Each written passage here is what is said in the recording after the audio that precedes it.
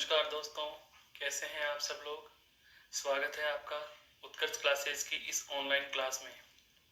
दोस्तों, आज हम एक बेहद खूबसूरत बिंदु शुरू करने वाले हैं, लेकिन उसको आरंभ करने से पहले आपको मैं हल्की सी जानकारी दे दूं कि पूर्व की कक्षाओं में हम विकारी शब्दों की जो चर्चा कर रहे थे उनमें अंतिम बिंदु हमारा क्रिया रहा है। क्रिया के विभाजन या क्रिया के प्रकारों में हम उसे कर्म के आधार पर पढ़ चुके हैं, प्रयोग और संरचना के आधार पर क्रिया के प्रकार पढ़ चुके हैं। जो काल के आधार पर क्रिया के प्रकार होते हैं, यह बिंदु काल पढ़ने के बाद होगा। तो चिंतित न होना, यह मत सोचना कि वो बताए नहीं थे। तो जैसे ही काल बिंदु पढ़ेंगे, उस काल बिंदु के साथ ही हम उन तीनों प्रकारों को अभी हल्का सा चर्चित बिंदुओं के रूप में समाहित कर लेंगे। आज हम विकार, रूप परिवर्तन या बदलाव के आधार पर शब्दों का जो दूसरा प्रकार है अविकारी शब्द, वह आरंभ करने जा रहे हैं। तो चलिए मेरे साथ इस अविकारी शब्द की यात्रा को शुरू करते हैं। दोस्तों, अविकारी शब्द, सबसे पहले यह जानेंगे कि ये अविकारी शब्द होता क्या है, और इसके लिए थोड़ा सा हम पीछे की बात को पुनः प्रत्यक्षमण के रूप में चर्चा में लेंगे कि अविकारी शब्द किसे कहा जाएगा, अविकारी शब्द होते क्या हैं। तो समझो, शब्द के प्रकार की बात की जाए, शब्द के प्रकार की बात की जाए तो शब्दों के विभाजन के आधार में एक आधार आया था हमारा विकार, रूप परिवर्तन या बदलाव। विकार, रूप परिवर्तन या बदलाव के आधार पर। दोस्तों, बहुत आराम से इस चीज को समझिए, यह शब्दों को बांटने का एक आधार था। विकार, रूप परिवर्तन या बदलाव के आधार पर, और इसके आधार पर हमारे पास शब्दों के दो प्रकार निकल कर आए थे। उन दोनों प्रकारों के नाम से मैं आपको पुनः परिचित करा देता हूं।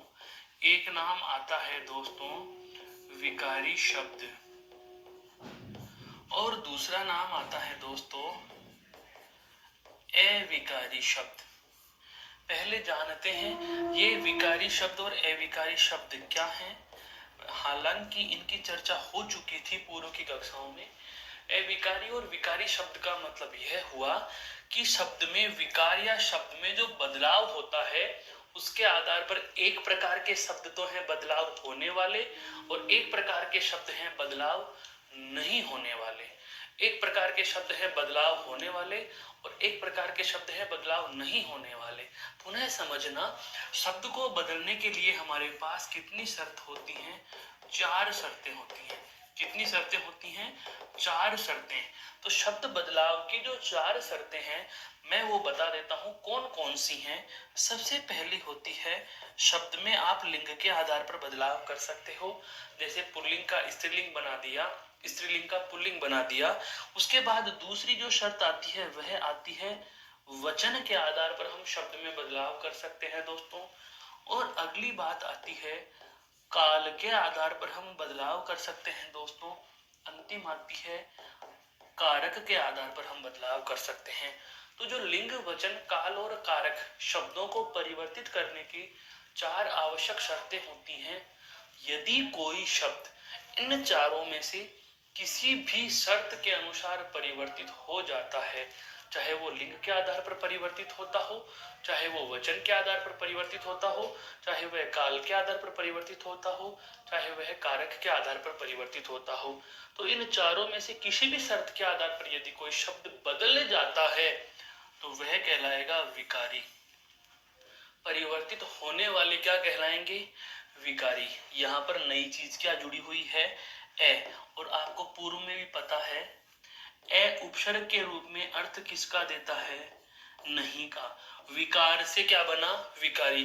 विकार का मतलब बदलाव, तो बदलाव होने वाले विकारी, और बदलाव नहीं होने वाले वे क्या कहलाते हैं? अविकारी कहलाते हैं। क्या कहलाते हैं? अविकारी कहलाते हैं। तो शब्द के प्रकार के रूप में बात की जाए तो अविकारी शब्दों की परिभाषा सबसे पहले हम लेना चाहें तो वह क्या होगी दोस्तों? तो उस परिभाषा को हम लिख सकते हैं कि वे शब्द जिन्हें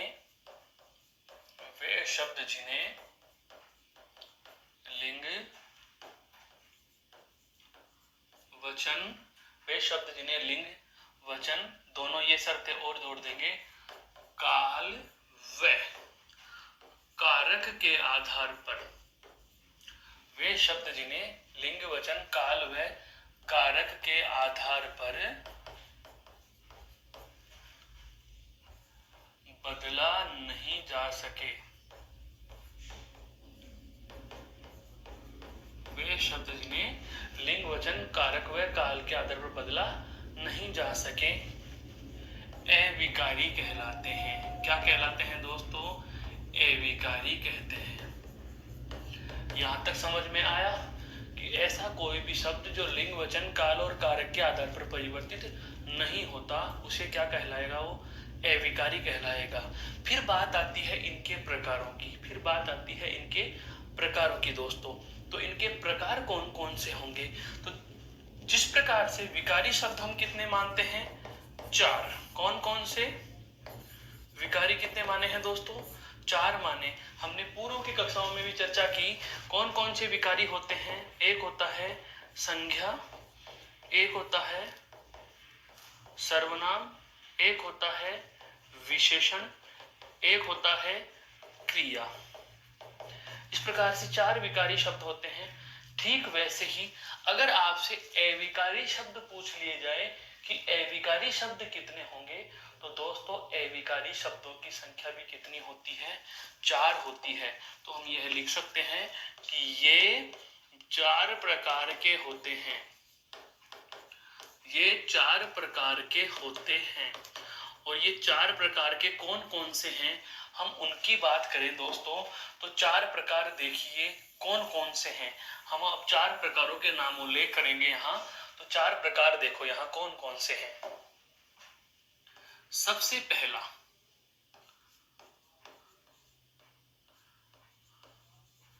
संबंध बोधक अव्यय। नया शब्द लिखा है अव्यय। दोस्तों अभी बताऊंगा ये अव्यय क्या चीज है, उसके बाद हम आगे की चर्चा करेंगे। दूसरा प्रकार जो आता है वह आता है आपका समुच्चय बोधक अव्यय। दूसरा आता है क्या? समुच्चय बोधक अव्यय। तीसरा आता है दोस्तों विस्मय बोधक अव्यय या विस्मयादि बोधक अव्यय।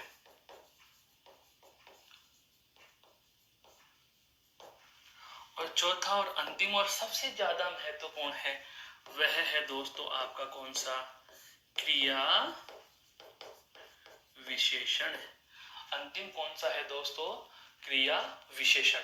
एक एक को समझेंगे। विस्मयादि बोधक क्या होता है, संबंध बोधक क्या होता है, समुच्चय बोधक क्या होता है और क्रिया विशेषण क्या होता है। देखो दोस्तों 2 शब्द आते हैं। एक तो आता है वे और इसके विलोम में हम लिखते हैं क्या? अव्यय। व्यय का शाब्दिक अर्थ यदि आपसे पूछा जाए तो क्या लिखोगे? खर्च। क्या लिखते हैं हम? खर्च। मेरे पास 10 रुपए हैं, मैंने उन्हें व्यय कर दिए अर्थात खर्च कर दिए, तो बताओ उनमें बदलाव आया कि नहीं आया? या तो कम हो गए, अगर उनमें और जोड़ूंगा तो बढ़ेंगे, तो बदलाव हो गया। तो विकारी के रूप में तो व्यय होता है। अब यदि मैंने उसमें कोई बदलाव नहीं किया, व्यय नहीं किया, तो जैसा है वैसा का वैसा रहेगा, यानी कि व्यय नहीं, अव्यय अर्थात खर्च नहीं। और जब खर्च नहीं किया तो जैसा है वैसा का वैसा ही मेरे पास रहा। तो अव्यय का मतलब अविकारी ही होता है, या मैं कहूं अविकारी को ही आप क्या कह सकते हो दोस्तों? अव्यय कह सकते हो। क्या कह सकते हो? अव्यय कह सकते हो। सार रूप में हम कहें तो कहा जा सकता है कि अविकारी और अव्यय एक दूसरे के पर्याय शब्द हो गए, एक दूसरे के समानार्थी शब्द हो गए, एक दूसरे के विकल्पात्मक शब्द हो गए। चाहो तो आप अव्यय बोल सकते हो, चाहो तो आप अविकारी बोल सकते हो।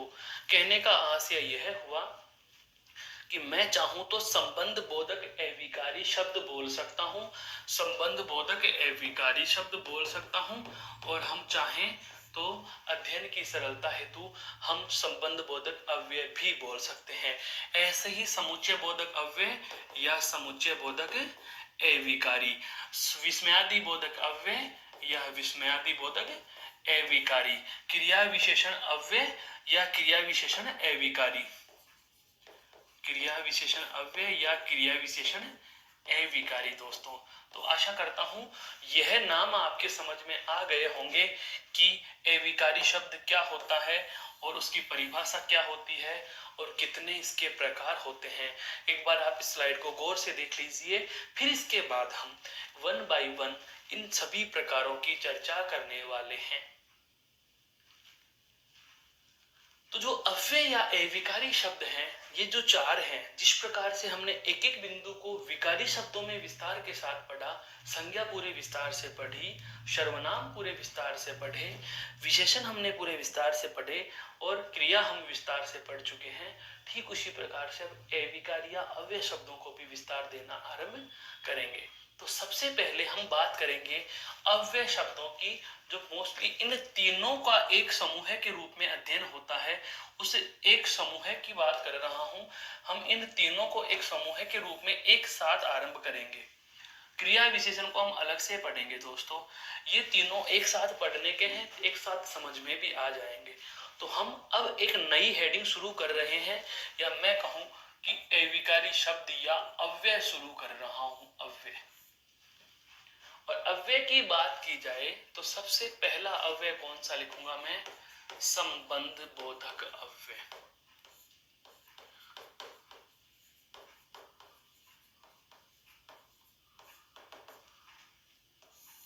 संबंध बोधक अव्यय। अब आप 2 मिनट के लिए पहले केवल मेरी बात सुने ध्यान से। अव्यय क्या होता है ऐसे समझो। अव्यय एक प्रकार का ऐसा शब्द है जो वाक्य में अनिवार्यतः प्रयुक्त होता है, अनिवार्यतः प्रयुक्त होता है लेकिन परिवर्तित नहीं होता। और जो चीज परिवर्तित नहीं होती, जाहिर सी बात है वह अविकल्पनीय होती है। कहने का मतलब उसके स्थान पर हम किसी और का प्रयोग भी नहीं कर सकते। कुछ समझ में आया? अनिवार्य हैं और अपरिवर्तनशील होते हैं। वाक्य में कहाँ इनकी जरूरत पड़ती है तो दोस्तों बता देता हूं, ये वाक्य के योजक होते हैं, दो पदों को जोड़ने का काम करते हैं। दो पदों को या दो उपवाक्यों को ये अपने आप में बांध करके पूरा एक सुथरा और सुंदर वाक्य बनाने में अपनी अहम भूमिका अदा करते हैं। इसी योगदान को हम समझेंगे, इसी विश्वसनीयता के साथ इनके इस महत्व को हम जानेंगे। तो ध्यान देना, संबंध बोधक परिभाषाएं कठिन नहीं है, परिभाषाएं नाम में ही छुपी हुई हैं। परिभाषा को जानो तो देखो कैसे जानेंगे। संबंध बोध कै अर्थात संबंध का बोध कराने वाले, संबंध का बोध कराने वाले अव्यय, संबंध का बोध कराने वाले अव्यय संबंध बोधक अव्यय होते हैं।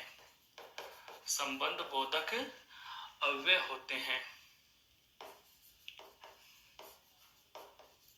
कुछ समझ में आया दोस्तों? परिभाषा मैंने लिख दी है।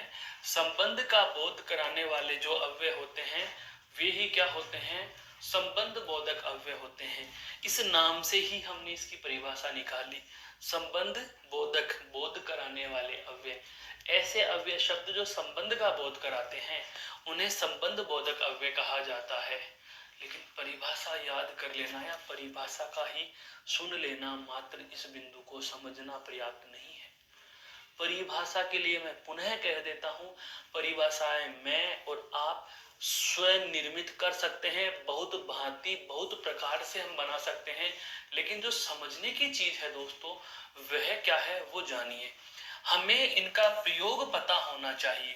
क्या पता होना चाहिए दोस्तों? इनका प्रयोग पता होना चाहिए। जब तक आपको इन अव्यय पदों का प्रयोग समझ में नहीं आएगा, आप इनकी परिभाषाएं रटते रह जाएंगे।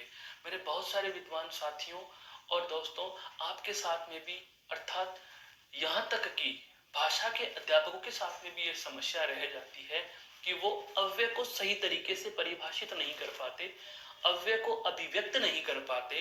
तो ध्यान से समझना, अव्यय एक ऐसी चीज है जो प्रयोग से समझने की है। हमारे पास कोई भी वाक्य है, कोई भी वाक्य, वाक्य क्या होता है समझो जरा। वाक्य होता है शब्दों का सार्थक योग, शब्दों का सार्थक योग, अर्थात शब्दों का इस प्रकार से जुड़ना कि जुड़ने के बाद कोई अर्थ दे, उसे हम वाक्य कहते हैं। तो ध्यान देना दोस्तों, एक वाक्य होता है, उसमें बहुत सारे ऐसे शब्द होते हैं, बहुत सारे क्या होते हैं, शब्द होते हैं ऐसे। जरूरी नहीं 2 हो, जरूरी नहीं 10 हो, 2 भी हो सकते हैं, 10 भी हो सकते हैं, ज्यादा भी हो सकते हैं। कहने का मतलब यह हुआ कि कम से कम 2 या 2 से अधिक शब्दों का इस प्रकार से जुड़ना कि जुड़ने के बाद यह जो पूरी की पूरी इकाई है, यह हमें क्या देनी चाहिए, अपना अर्थ प्रदान करनी चाहिए। क्या प्रदान करें, अर्थ प्रदान करें। और जब यह अर्थ प्रदान कर देगी तो ऐसी बंधी हुई इकाई को ही हम वाक्य नाम दे देंगे। पुनः सुन लीजिए कि जब 2 या 2 से अधिक शब्दों का एक सार्थक युग्म बना दिया जाए, सार्थक इन्हें जोड़ दिया जाए, तो ये वाक्य बन जाते हैं। और वाक्य में मोस्टली जो चीजें क्या होती हैं, वे होती हैं दोस्तों, जैसे हमें पता है कर्ता है, कर्म है और क्रिया है, कर्ता, कर्म और क्रिया। अब यह बात भी आपके समझ में आती है कि श्रीमान जी, कर्ता, कर्म और क्रिया तो 3 ही पद हुए, और कहां से आए।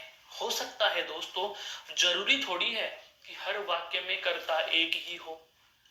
उदाहरण समझना, मैंने कहा राम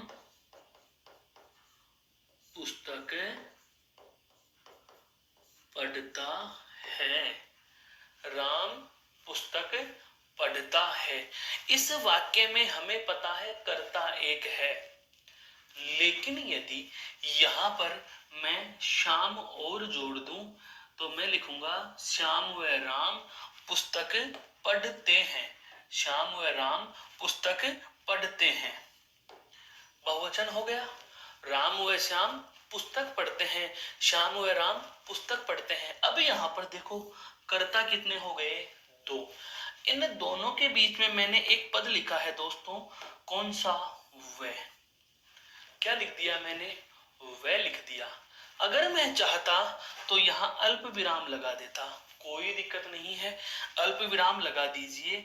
तो आपने जैसे ही अल्प विराम लगाया, मैं फिर यहाँ पर एक नाम और लिख दूंगा, मैं लिख दूंगा मोहन।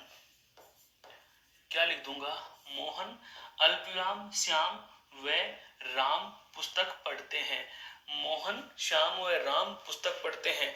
अब हमारे पास कर्ता कितने हो गए दोस्तों, अब हमारे पास इस वाक्य में कर्ता एक से अधिक हो गए, कर्ता एक से अधिक हो गए।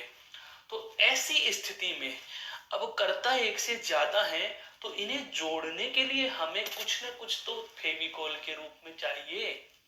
तो जो वाक्य के पदों को या पद्यांशों को या वाक्यांशों को आपस में जोड़ते हैं, वे ही अव्यय होते हैं। अब मेरे हिसाब से आपके बात समझ में आ चुकी होगी कि अव्यय क्या रोल अदा करता है।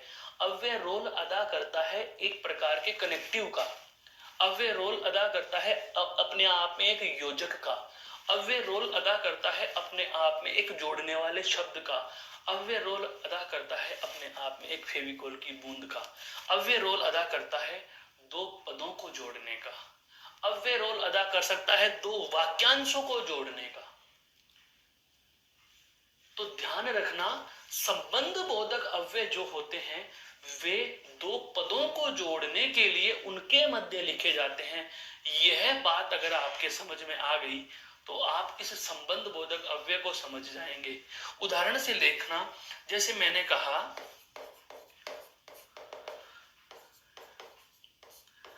राम के साथ सीता वन को गई।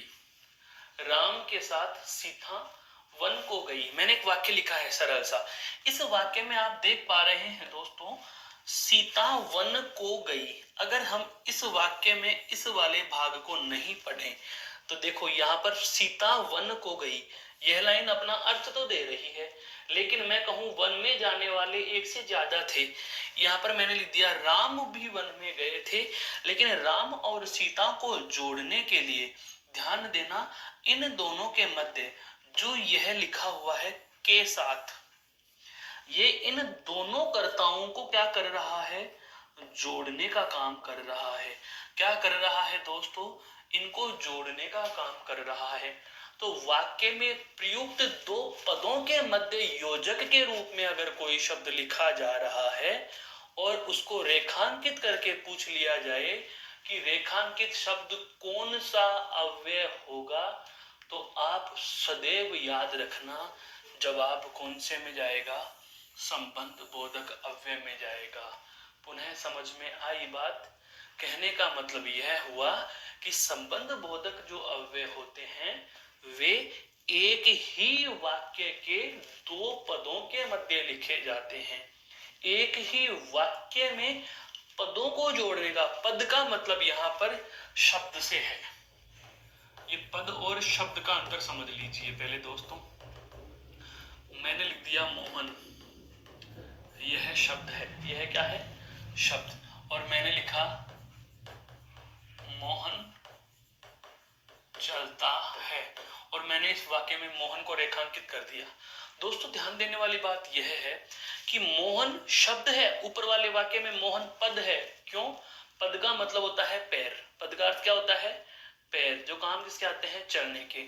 यदि कोई शब्द अकेला है तब तक तो वो शब्द है, लेकिन जैसे ही किसी शब्द को हम वाक्य में प्रयुक्त कर लेते हैं तो वाक्य के अन्य पदों के साथ उनका संबंध जुड़ जाता है, वो चलने लग गया। अपनी पहचान स्थापित कर दी, इस वाक्य में कर्ता की भूमिका निभा रहा है, कर्ता कारक की भूमिका निभा रहा है, कृतवाच्य बना रहा है।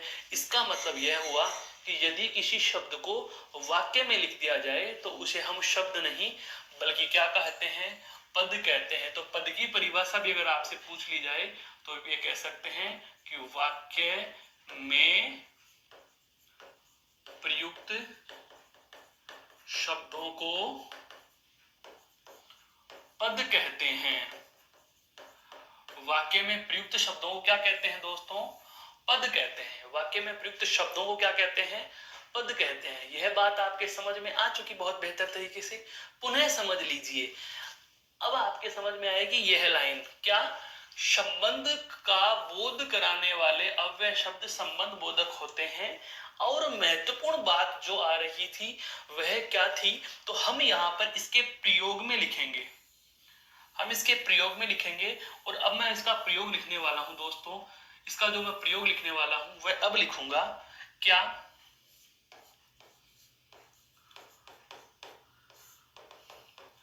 इनका प्रयोग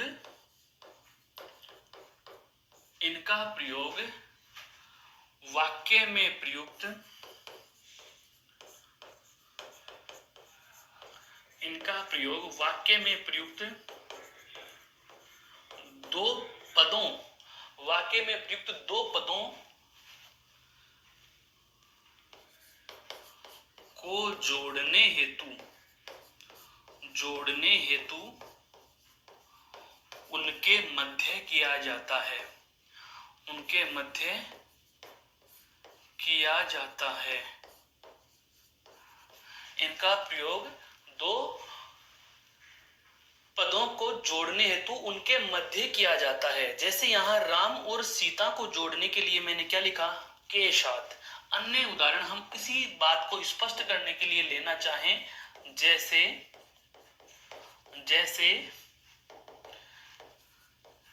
शाम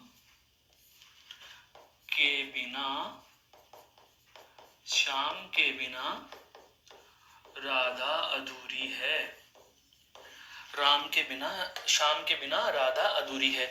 अगर मैं केवल इतना सा लिखना राधा अधूरी है तो वाक्य पूर्ण अर्थ नहीं देता। लेकिन ध्यान रखना, यहाँ पर दो अलग अलग कर्ताओं को या दो अलग अलग पदों को जोड़ने के लिए उनके मध्य मैंने क्या लिखा, के बिना लिख दिया। क्या लिख दिया? के बिना लिख दिया। तो यह क्या कहलाएगा? अव्यय कहलाएगा। अब अव्यय के प्रयोग का हमें पता है कि ये वाक्य के योजक होते हैं और अपरिवर्तनशील होते हैं। इस के बिना को आप न तो स्त्रीलिंग पुल्लिंग में बदल सकते हो, न एक वचन का बहुवचन, न बहुवचन का एक वचन बना सकते हो। इसमें कोई बदलाव नहीं कर सकते, इसलिए तो ये अव्यय है। और ये एक ही वाक्य के दो पदों को जोड़ रहा है, इसलिए आप इसे कह देंगे दोस्तों संबंध बोधक। क्या कह देंगे? संबंध बोधक अव्यय। जैसा कि हम प्रयोग की शर्त में पढ़ चुके हैं, दो पदों को जोड़ने हेतु उनके मध्य, दो पदों को जोड़ने हेतु उनके मध्य इनका प्रयोग किया जाएगा। ये क्या होगा? आपका संबंध बोधक अव्यय होगा। तो आशा करता हूं यह बात आपके बहुत अच्छे से समझ में आ चुकी होगी दोस्तों। आप इस एक बार स्लाइड को देख लीजिए। इसी प्रकार के हम कतिपय और उदाहरण भी ले सकते हैं। जैसे हम बात करें कुछ अन्य उदाहरणों की, इसी के कुछ अन्य उदाहरण और लेना चाहें तो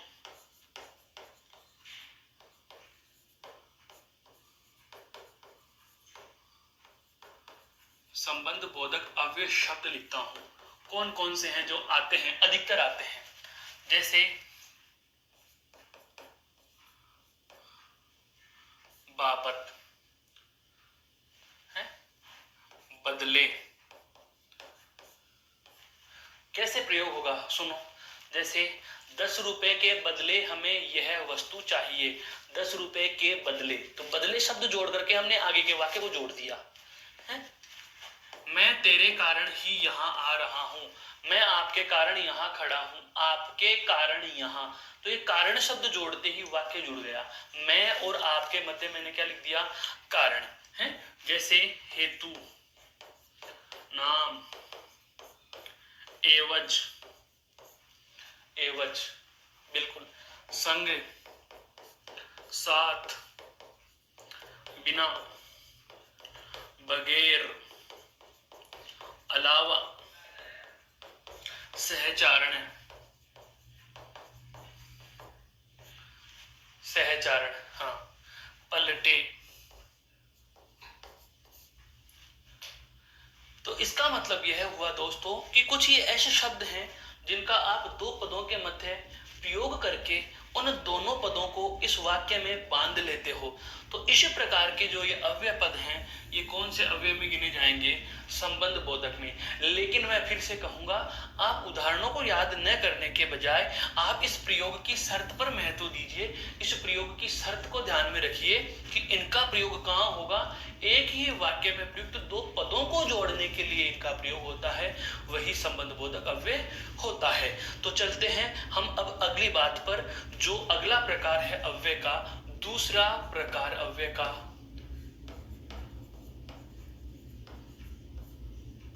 समुच्चय बोधक अव्यय। दूसरा प्रकार कौन सा लेंगे दोस्तों हम? समुच्चय बोधक अव्यय। बहुत ही महत्वपूर्ण है ये समुच्चय बोधक अव्यय, जो विद्यार्थियों के मस्तिष्क में संशय खड़ा कर देता है या जज नहीं कर पाते, एक निश्चित निर्णय नहीं कर पाते। वो इन दो ही नामों में भ्रम उत्पन्न होता है। कौन कौन से में? इन दोनों नामों में, क्योंकि ये दोनों के दोनों एक जैसे ही काम करते हैं, बस हल्का सा अंतर है और वह अंतर प्रयोग का ही अंतर है। समुच्चय का मतलब क्या होता है पहले ये जानेंगे दोस्तों। समुच्चय का मतलब होता है समूह है। समुच्चय का मतलब क्या होता है? समूह है। तो हम इसकी परिभाषा को क्या लेंगे कि समूह का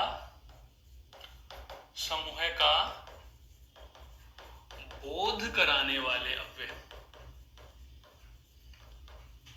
लेकिन अब यहां पर ध्यान दीजिए, समूह का बोध कराने वाले जो अव्यय हैं वे समुच्चय बोधक अव्यय हैं, पर यहां पर परिभाषा से ही काम नहीं चलेगा। संबंध बोधक अव्यय क्या था? संबंध बोधक अव्यय क्या था? ये देखो, ये कोई वाक्य है और यहाँ पर पूर्ण विराम लगा हुआ है। संबंध बोधक अव्यय क्या था? इन दो शब्दों को जोड़ने के लिए इनके मध्य प्रयुक्त हो रहा था। लेकिन समुच्चय बोधक अव्यय जो होता है वह दो वाक्यों को जोड़ने का काम करेगा, दो उपवाक्यों को जोड़ने का काम करेगा, दो वाक्यांशों को जोड़ने का काम करेगा। यहाँ पर यदि कोई लिखा जाएगा तो उसे हम कहेंगे क्या? समुच्चय बोधक अव्यय। समूह का मतलब यह हो गया, यहाँ पर शब्दों के समूह से मतलब लिया गया है। जैसे राम बीमार है इसलिए विद्यालय नहीं आया। वाक्य लिखा हुआ है राम बीमार है इसलिए विद्यालय नहीं आया। दोस्तों ध्यान देने वाली बात है, यहाँ पर एक वाक्यांश यह हो गया और एक वाक्यांश यह हो गया। राम बीमार है इसलिए विद्यालय नहीं आया। एक लाइन है राम बीमार है, वाक्य बन रहा है, विद्यालय नहीं आया दूसरा वाक्य है। इन दोनों उपवाक्यों को एक लाइन में लिख दिया। ध्यान दीजिएगा, यहां से लेकर के यहां तक पूर्ण विराम से शुरू से लेकर के पूर्ण विराम तक पूरी की पूरी लाइन तो क्या कहलाती है? वाक्य। और इस लाइन के ऐसे दो टुकड़े कर दें हम एक ही वाक्य के तो वो कहलाते हैं क्या दोस्तों? उपवाक्य। क्या कहलाते हैं? उपवाक्य। एक वाक्य में एक से अधिक उपवाक्य होते हैं। एक वाक्य में एक से अधिक या हम कहें कम से कम दो या दो से अधिक कितने भी उपवाक्य हो सकते हैं। यहाँ पर ये पूरी की पूरी लाइन, यहाँ पर यह पूरी की पूरी पंक्ति एक वाक्य थी। लेकिन बात की जाए उपवाक्यों की तो यहाँ पर दोस्तों ध्यान देने वाली बात है, यहाँ पर दोस्तों ध्यान देने वाली बात है, यह भी क्या है? एक उपवाक्य है और यह भी क्या है? एक उपवाक्य है। इन दोनों उपवाक्यों को जोड़ने के लिए इसलिए शब्द क्या है? एक योजक का काम कर रहा है। ये इसलिए शब्द किसका काम कर रहा है? योजक का काम कर रहा है दोस्तों। और जो दो उपवाक्यों को जोड़ने के लिए योजक के रूप में आते हैं उन्हें ही हम क्या कहते हैं? अव्यय कहते हैं। और ये अव्यय पदों को नहीं बल्कि पदों के समूह को, शब्दों के समूह अर्थात वाक्यों को जोड़ने का काम कर रहा है। इसलिए समूह को जोड़ने का काम करने के कारण ही इसे कहा जाएगा समुच्चय बोधक अव्यय। क्या कहा जाएगा दोस्तों? समुच्चय बोधक अव्यय कहा जाएगा। इसे क्या कहा जाएगा? समुच्चय बोधक अव्यय कहा जाएगा। आशा करता हूं यह चीज आपके समझ में आई। और उदाहरणों से लेते हैं इसको, और उदाहरण समझते हैं इसके। देखो कैसे लिखा मैंने, राम पढ़ रहा है। दोस्तों एक वाक्य है, लेकिन मैं इस वाक्य को यहाँ पर पूर्ण विराम को हटा करके पूरा नहीं करता और अल्प विराम लगा करके मैं इसे और बढ़ा देता हूं। राम पढ़ रहा है, राधा सो रही है, राधा सो रही है और गीता भोजन बना रही है। गीता भोजन बना रही है। अब इस वाक्य में देखिए दोस्तों, यहाँ पर मैंने दो से अधिक उपवाक्य लिखे। राम पढ़ रहा है, राधा सो रही है, गीता भोजन बना रही है। यहाँ तो मैंने इनको अल्प विराम से जोड़ दिया, लेकिन यहाँ पर मैंने क्या लिखा है? और। क्या लिखा है? और लिखा। और ये और एक प्रकार का क्या है? योजक है। क्या है? योजक है। और ये योजक क्या कर रहा है? पदों के समूह अर्थात वाक्यों को जोड़ने का या उपवाक्यों को जोड़ने का काम कर रहा है। इसलिए इसका नाम क्या हो जाएगा? समुच्चय बोधक अव्यय। क्या हो जाएगा दोस्तों? समुच्चय बोधक अव्यय हो जाएगा। क्या नाम हो जाएगा? समुच्चय बोधक अव्यय हो जाएगा। पुनः पुनः सुन लीजिए, समुच्चय बोधक अव्यय क्या होता है और संबंध बोधक अव्यय क्या होता है। इन दोनों में क्या समानता है पहले तो वह जान लीजिए। ये दोनों के दोनों ही एक प्रकार के क्या हैं? योजक है। ये दोनों के दोनों ही क्या है? योजक हैं। दोनों के दोनों ही क्या करते हैं? वाक्यों में आते हैं। कहाँ लिखे जाते हैं? वाक्यों में लिखे जाते हैं। दोनों के दोनों ही कहाँ लिखे जाते हैं? वाक्यों में लिखे जाते हैं। लेकिन अंतर क्या है इन दोनों का, तो ध्यान रखना दोस्तों, अंतर इन दोनों का यदि हमें समझना होगा तो संबंध बोधक जो अव्यय है वो दो शब्दों के मध्य आ रहा है, दो पदों के मध्य आ रहा है। लेकिन जो समुच्चय बोधक अव्यय होगा दोस्तों, समुच्चय बोधक जो अव्यय है वह दो वाक्यों को जोड़ने का काम करेगा, वह दो वाक्यों को जोड़ने का काम करेगा। इसका एक विशेष तथ्य भी हम बना सकते हैं। वो तथ्य हम बनाएं उससे पहले हम एक इसकी छोटी सी बात और कर लेते हैं जो आपको और भी ज्यादा सरलता प्रदान करेगा, सहायता प्रदान करेगा। समुच्चय बोधक अव्यय जो होते हैं ये एक प्रकार के क्या होते हैं, योजक शब्द। और किसके योजक, इसके दो प्रकार हैं। इसके योजक कितने प्रकार से हैं, दो प्रकार से। कौन कौन से हैं दो प्रकार, एक तो होते हैं संयोजक और एक होते हैं विभाजक। थोड़ा सा डेप्थ में चल रहे हैं बिंदु के, पर समझ में आ जाएगा, बहुत गहराई में जा रहे हैं। सामान्य लेवल की हम बात करें, द्वितीय श्रेणी तक की भर्ती परीक्षाओं में ऐसे प्रश्न नहीं आते, लेकिन हाँ यदि आप ग्रेड प्रथम की परीक्षा पास करना चाहें तो ऐसे प्रश्न का सामना आपको करना पड़ सकता है। ध्यान देना, इस योजक को हम कितने भागों में बांट रहे हैं, दो में। एक तो संयोजक योजक हो गया और एक विभाजक योजक हो गया। समुच्चय बोधक अव्यय जो होते हैं, समुच्चय बोधक अव्यय का जो प्रयोग होता है, ध्यान देना ये अतिरिक्त चीजें बता रहा हूं, यह एक तो संयुक्त वाक्य में और एक मिश्र वाक्य में प्रयुक्त होता है। किसमें होता है, मिश्र वाक्य में प्रयुक्त होता है। दोस्तों ध्यान दीजिए, देखो यहाँ पर मैंने मिश्र या मिश्रित वाक्य का उदाहरण लिखा, यहाँ पर मैंने संयुक्त वाक्य का उदाहरण लिखा है। वही वाली बात आती है, संयोजक प्रकार के योजक होते हैं, ये होते हैं संयुक्त वाक्य के योजक। किसके होते हैं दोस्तों, संयुक्त वाक्य के योजक। संयुक्त वाक्य के योजक कौन कौन से हैं, और, या,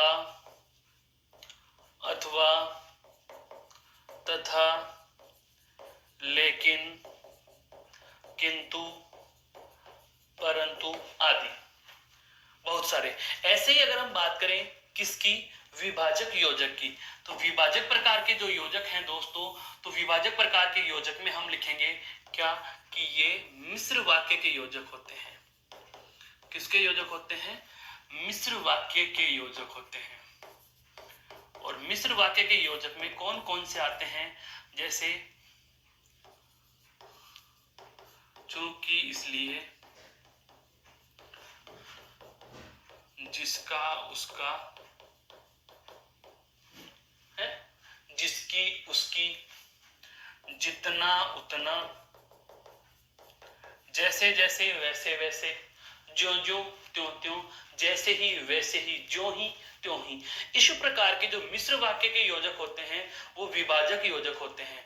मिश्र वाक्य के जो योजक हैं वो कौन से हैं दोस्तों, विभाजक हैं।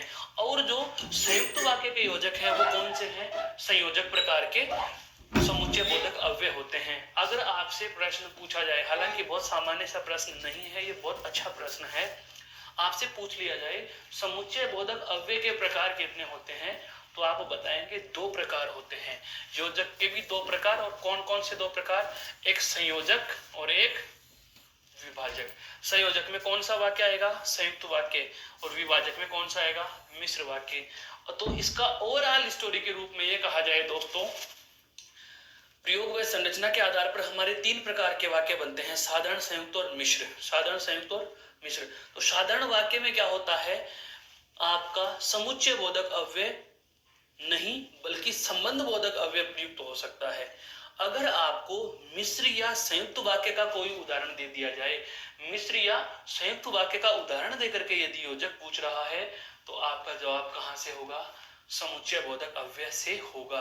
कहां से होगा, समुच्चय बोधक अव्यय से होगा। यह वाली बात एक बार आप गौर से देख लीजिए, फिर हम इसकी अगली स्लाइड पे इन दोनों का अंतर करते हुए एक शॉर्ट टर्म लिखेंगे जो आपको सदैव के लिए याद रखनी है। एक बार इसको गौर से देख लीजिए, फिर हम आगे बढ़ेंगे बच्चों।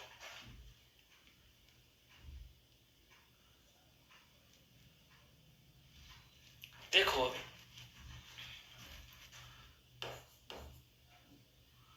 हम जान चुके हैं इन दोनों को, एक तो किसे, संबंध बोधक को, और एक हमने अभी अभी जाना किसको, समुच्चय बोधक को।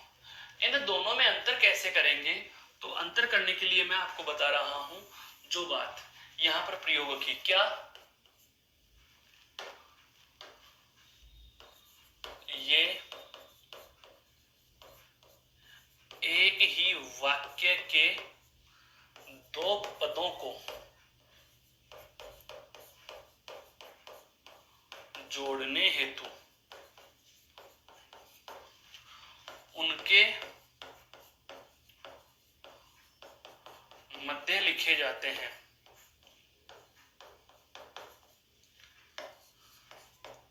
जबकि इनकी बात की जाए तो ये दो उपवाक्यों को जोड़ने हेतु, दो उपवाक्यों को जोड़ने हेतु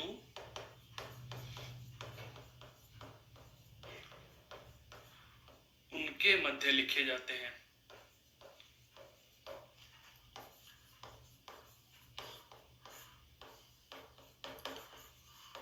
दो उपवाक्यों को जोड़ने के लिए उनके मध्य लिखे जाते हैं। इसका मतलब यह हुआ कि इसका तो फॉर्मेट बना इस प्रकार से, और इसका फॉर्मेट कैसे बनेगा दोस्तों,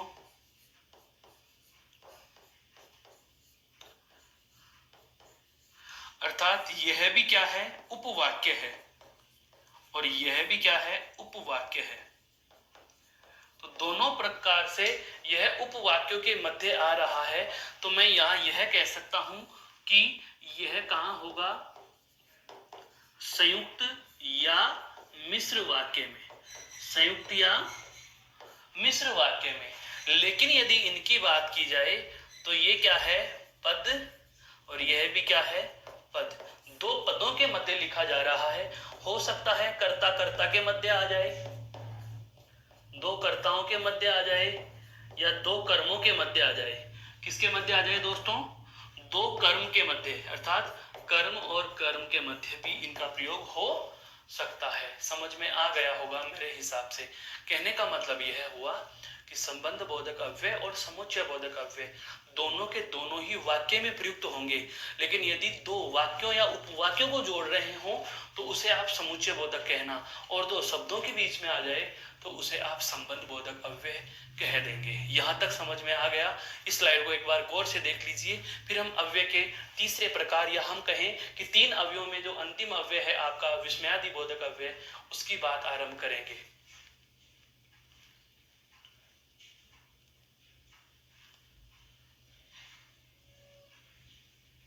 देखो दोस्तों, अब बात करते हैं हम तीसरे और अंतिम अवयव में, तीसरा और अवयव में अंतिम। इसके बाद हमारा एक क्रिया विशेषण बिंदु रहेगा, पर वह अपने आप में पूरा विस्तार लिए हुए है।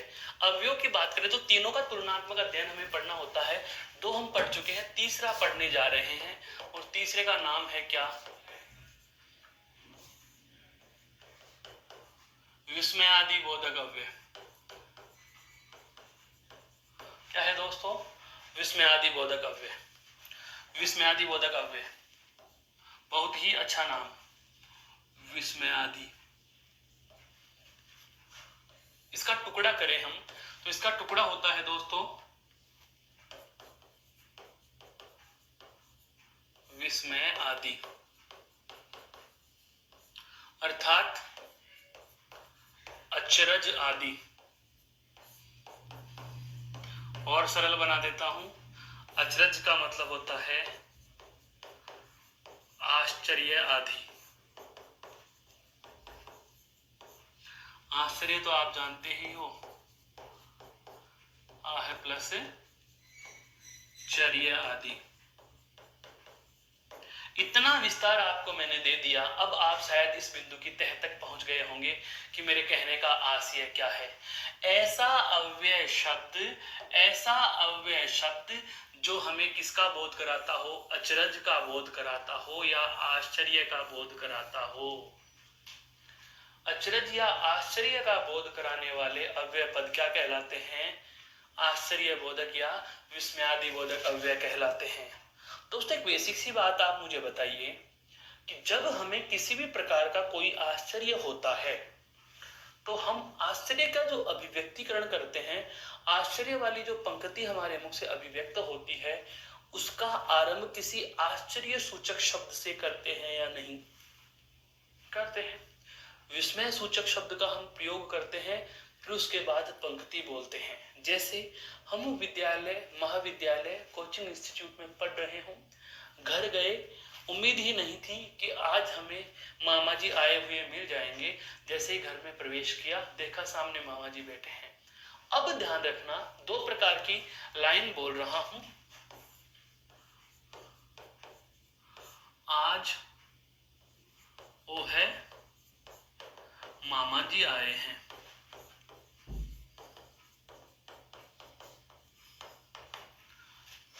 और दूसरी लाइन में बोलूंगा वो है आज मामा जी आए हैं, वो है आज मामा जी आए हैं। बताइए दोस्तों, इनमें से सही कथन कौन सा होगा? तो आप तुरंत कह दोगे कि सर दूसरा। क्यों? कि जब भी हमारे सामने आश्चर्यचकित कर देने वाली कोई भी बात होती है तो सर्वप्रथम हमारे मुख से आश्चर्य सूचक शब्द मिलता है। जैसे रास्ते में चल रहे होते हैं, अचानक से कोई आश्चर्यचकित कर देने वाली चीज देखी, तुरंत ताली बज गई, ओ ये, अरे आप, इस प्रकार से। तो जो आश्चर्य सूचक शब्द होते हैं, जो आश्चर्य सूचक शब्द होते हैं, वही आपके आश्चर्य सूचक अव्यय होते हैं, विस्मयादि बोधक अव्यय होते हैं। आश्चर्य का बोध कराने वाले अव्यय पदों को विस्मयादि बोधक अव्यय कहते हैं। लेकिन वही वाली बात, जैसे हम कहें ये अव्यय क्यों है? क्योंकि अव्यय का मतलब होता है अविकारी। आप ओहे का स्त्रीलिंग बना सकते हो क्या? ओही नहीं बनता, नहीं बन सकता। इसका मतलब यह हुआ कि आश्चर्य आदि का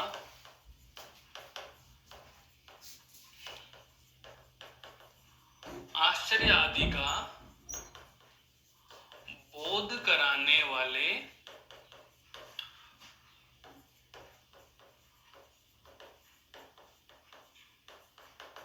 आश्चर्य आदि का बोध कराने वाले अव्यय शब्दों को, आश्चर्य आदि का बोध कराने वाले अव्यय शब्दों को विस्मयादि बोधक अव्यय कहा जाता है, विस्मयादि बोधक अव्यय कहा जाता है। बहुत अच्छे से समझ लीजिए दोस्तों इसको। आश्चर्य आदि का बोध कराने वाले अव्यय शब्दों को विस्मयादि बोधक अव्यय कहा जाता है। कहने का आशय यह हुआ कि विस्मयादि बोधक अव्यय जो होते हैं वो हमें किसका बोध कराएंगे? आश्चर्य का बोध कराएंगे।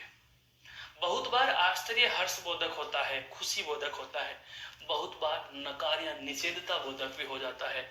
जैसे कि हम कोई काम नहीं कराना चाहते थे, हमारे मित्र या हमारे किसी सहयोगी ने कर दिया, हमारे मुख से अनायास निकल गया, धत तेरे की पागल, यह क्या कर दिया, तो धत तेरे की शब्द बोला। और कोई अच्छा कार्य जो हमारी अपेक्षा से भी अच्छा कर दिया तो हम बोलते हैं शाबाश, क्या किया।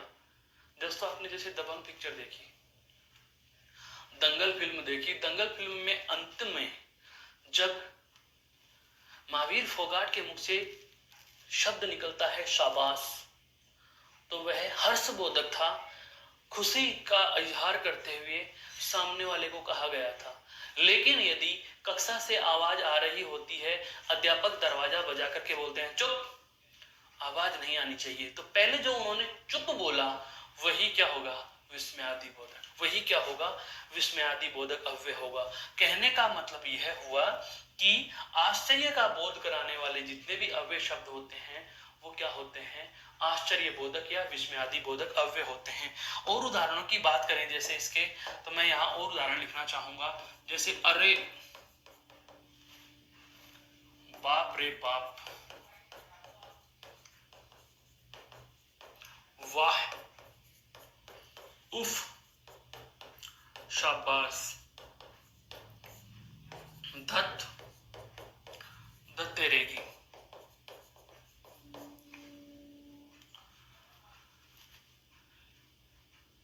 आपने अंग्रेजी में सुना होगा अलास, वही इसी में आते हैं, वही इसी में आते हैं। ना, ना, ना,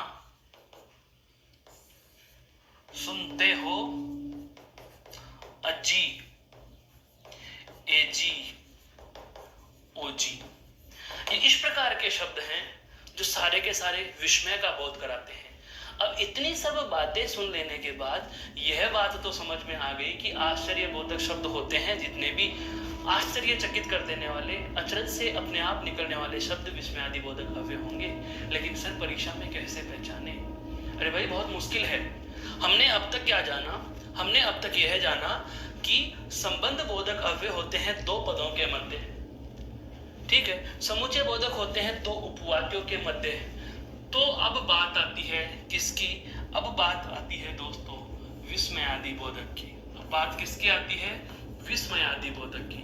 और अब बात विस्मयादि बोधक की आए तो यह तो बहुत ही सरल हो गया।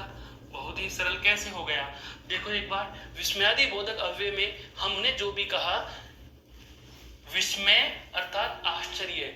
जब कोई कथन कहा जाता है तो पहले आश्चर्य अभिव्यक्ति सूचक शब्द निकलता है, उसके बाद वाक्यांश बोला जाता है। तो आश्चर्य सूचक शब्द या विस्मयादि बोधक शब्द जो होता है सर्वप्रथम लिखा जाता है। बस यही बात तो हमें देखने की है कि देखो संबंध बोधक कहाँ लिखा गया? एक वाक्य के मध्य दो शब्दों के या दो पदों को जोड़ने के लिए। समुच्चय बोधक कहाँ लिखा गया? दो उपवाक्यों के मध्य। लेकिन अगर बात की जाए विस्मयादि बोधक की तो ये कहाँ लिखा जाएगा? ये वाक्य में सदैव, ये वाक्य में सदैव आरंभ में प्रयुक्त होंगे।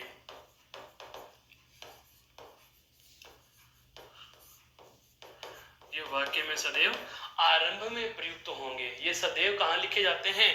आरंभ में। अर्थात यहीं पर तो आप क्या लिख दोगे? अव्यय लिख दोगे। फिर उसके बाद में क्या होगा? आपका वाक्य होगा। यहीं पर क्या होगा? वाक्य होगा। ध्यान दे लेना, ये मैंने जो योग के चिन्ह के रूप में लिखे हैं, ये इन अव्ययों का स्थान लिखा है। क्या लिखा है? अव्ययों का स्थान।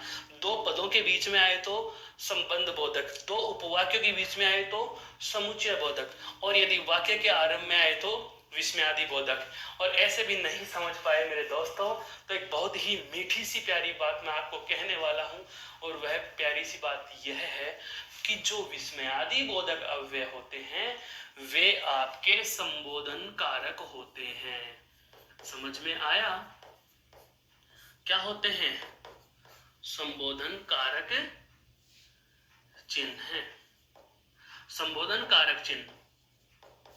अब संबोधन कारक चिन्ह ही विस्मयादि बोधक अव्यय है।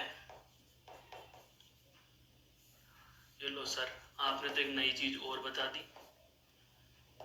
बिल्कुल जी दोस्तों, ये नई चीज नहीं है, चीज पुरानी ही है, समझाने का तरीका नया आ गया। कैसे? देखो एक बार, हे भगवान अब क्या होगा? हे राम, हे राम अब क्या होगा?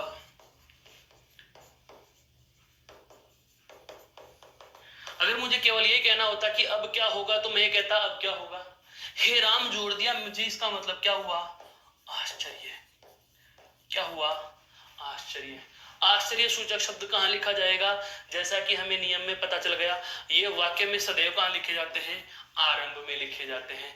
तो आरंभ में लिखा हुआ है। और अब बात आती है कारकों की। तो मैंने आपको बताया था कारक कितने होते हैं? 1 से 8। पहला कारक कौन सा? कर्ता। सातवां कौन सा? संबोधन। सातवां कौन सा होता है?